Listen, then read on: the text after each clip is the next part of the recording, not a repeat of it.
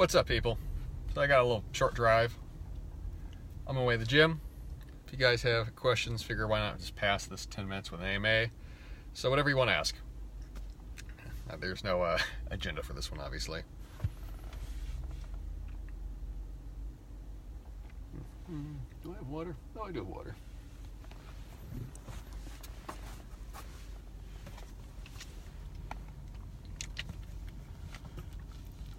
Questions, people. Any fat burners you endorse or specifically recommend? So the most accessible fat burner is actually caffeine. You could go with that. The issue with that is that most people are desensitized to caffeine, so it doesn't really work at all. Off the shelf supplements sell you Core HD. Yeah, those don't do anything, or they're just kind of pointless. Most fat burners, guys, are literally just caffeine with like a bunch of other stuff thrown in them. They're not really fat burners. They're more just stimulants to elevate your heart rate and make you think you're burning body fat. One of the things that deceives people with fat burners very often is that they will be stimulant heavy. So they're just stimulants. They're basically like pre-workouts.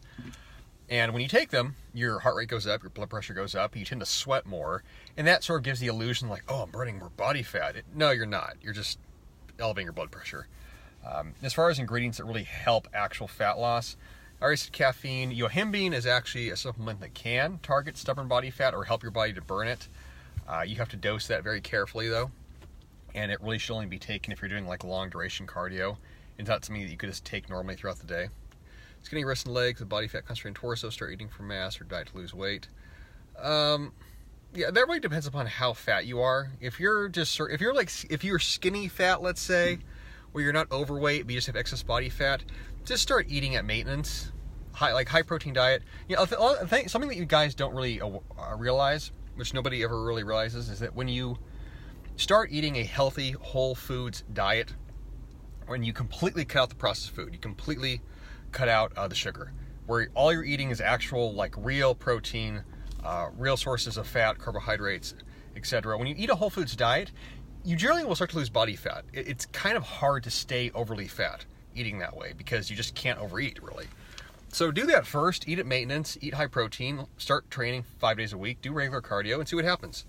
You don't necessarily need to be bulking or cutting. Like you can also exist isocalorically. Yeah, especially for those of you guys who have less than, let's just say, ideal genetics, it's not really advantageous at all to bulk or cut. It's better just to sort of recomp and lean gain, and that is possible. The mistake people make is when they talk about gaining serious muscle mass, like, I really want to gain muscle mass. Okay, yeah, you're going to have to eat if you want to do that, but I also don't recommend that for usually beginners unless you're really skinny. Just take the time to eat normally and train properly for the first year, and then figure out which direction you want to take it in. I mean, this is all variable. Like, there's no right, wrong to this. It just really depends upon the individuality that you're dealing with. Everything is context.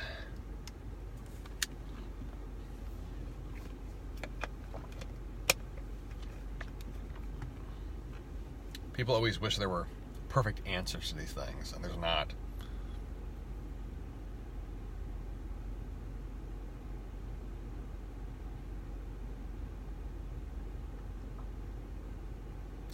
Ab lounge crunches. Let me keep my low mets. Okay, good for you. Do you have any opinion or experience with apple cider vinegar as a health supplement?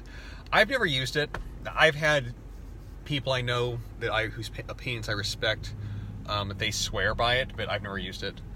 Last time I went to the emergency room. I went to the urgent care last year post hernia surgery.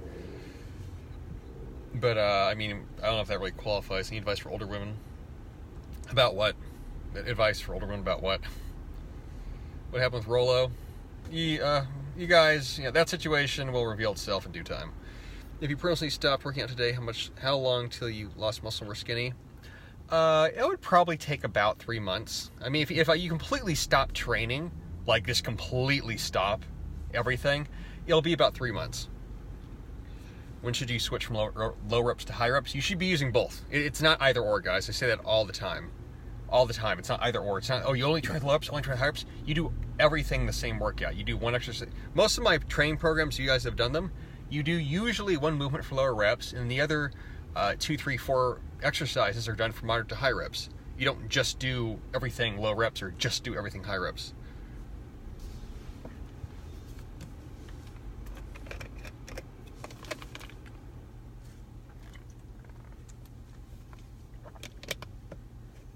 Are you ever worried about being too outspoken about pedophilia? No, I'm not even outspoken about it. I've tweeted about it, once every 4 months.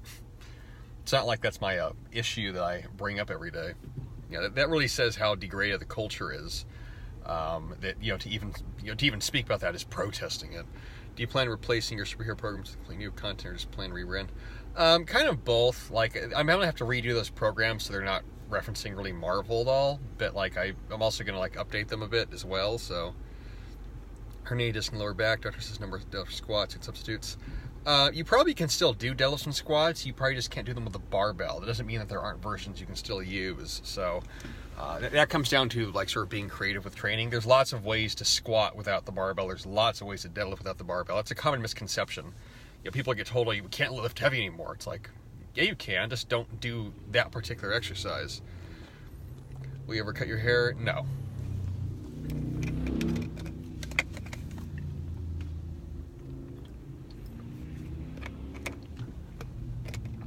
What do you see as your next evolution past personality brand? I have no idea, honestly.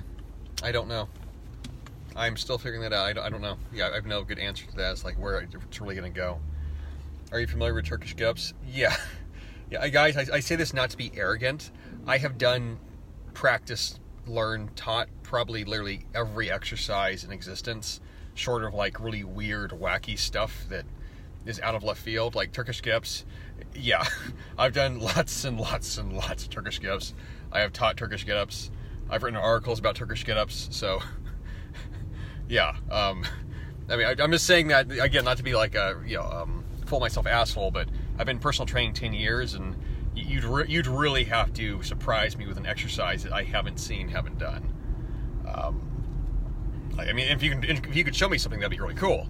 But the number of people I've worked with, now of education I put myself through, it like I said, it takes a lot. It takes something very, very, very strange to actually surprise me with movement.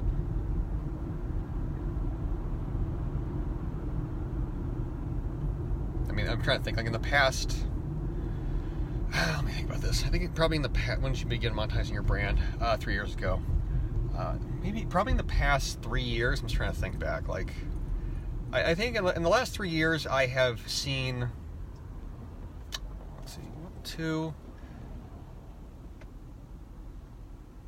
maybe 3 exercise. Maybe once a year, I might see an exercise and be like, oh wow, I didn't know you could do that. I've never thought of that. Maybe once a year. So, ever had beef with clients? No, that's never happened. How would that happen exactly? How would you get into a fight with a client? When will you have your first kid? I have no idea. I don't plan for that, actually, specifically.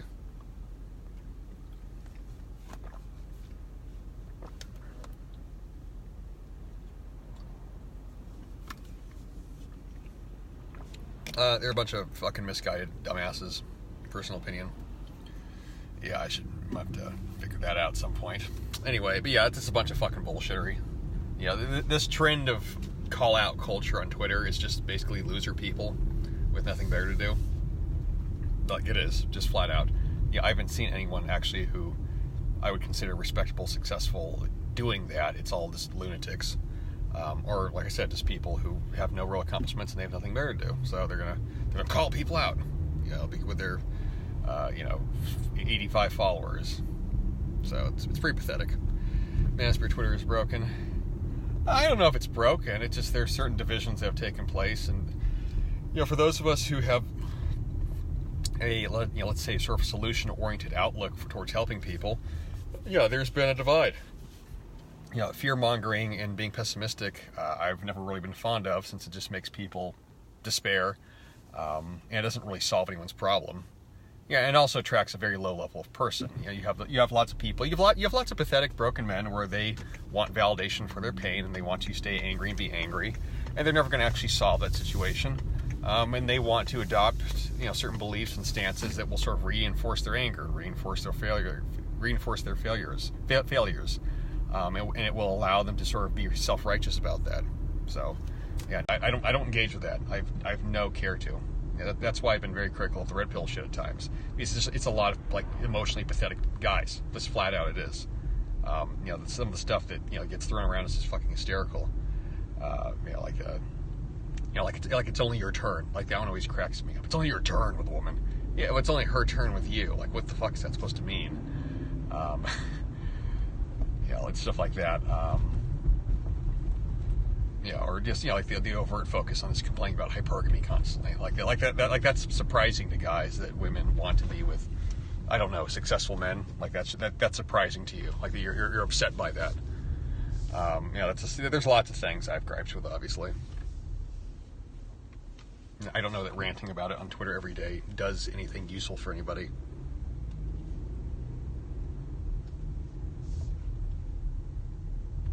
Yeah, and the reality behind it all. What's another one? Oh, like the one I always crack up with. Like, you're the prize. Yeah, like, you're the prize, guys. You're the prize. Dude, let's be real. Most men today ain't shit. Most guys today ain't shit. I don't know what kind of prize you think you are. And I understand the sentiment behind it. Like, you want to retain your value, or you want to have value, you want to build yourself up, you want to understand that it's not just about the woman. Like, yeah, that's all good and valuable, but, like, you're the prize. Women should be chasing you. Okay, bro. Okay, sure, yes. All relationships are this one-way, absolute spectrum of, I don't know, either the woman, slavishly is devoted to you immediately, and you do no effort, or you're beta. Like, that. It's just fucking idiocy. Yeah, that's why I always say the same. I've said the same thing many times. It's just emotional. It's emotional autism and emotional cripples. Those are the guys that really fall into that shit, and then they build their identity around that. So like you see in the bios, I'm red pill. I need to let you know I'm red pill. What the fuck does that mean exactly? And a lot of these guys are young guys too, who've never even probably been with women, or maybe they've been with one woman, and they're going to presume that they sort of understand everything because they read a fucking forum. You gotta give me a fucking break.